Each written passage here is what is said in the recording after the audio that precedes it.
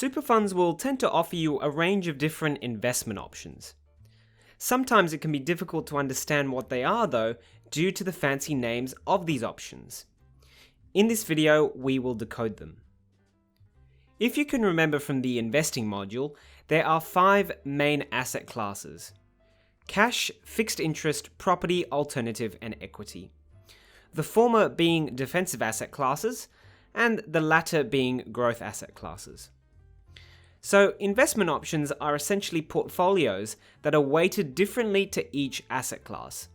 And there are 2 categories of investment options: multi-asset, so they invest across different asset classes, and then there's asset class specific options. Starting with multi-asset options. Super funds sometimes give them different names, but they often include conservative, balanced, growth, and high growth. On the left-hand side, you have the lower risk but lower return options, and will likely be suited to you if you're looking for a stable portfolio with minimal volatility in returns.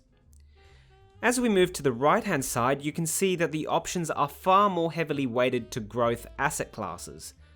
So they tend to be higher risk but deliver higher returns over long-term periods like 7 years or more.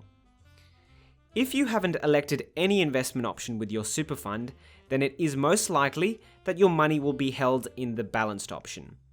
Confirm with your fund if you're unsure. It's important to note that super funds will typically charge higher investment fees for options that are more weighted in growth asset classes because they often require more timely research. Okay, so that was the first type. Now we'll look at the asset class specific options. These are great if you're a bit more active and knowledgeable about investing because they allow you to pick and choose which asset classes you like. So here are some examples of these types of options.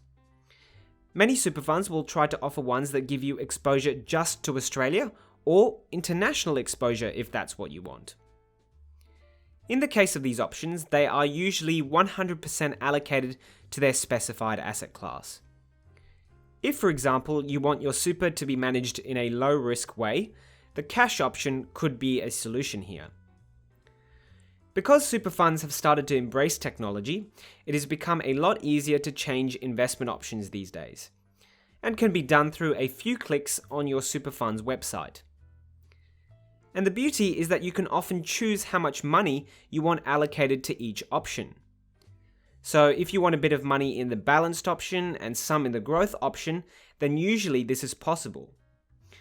You should watch out though, because super funds can charge small switching fees if you move from one option to the other. And that covers the investment options.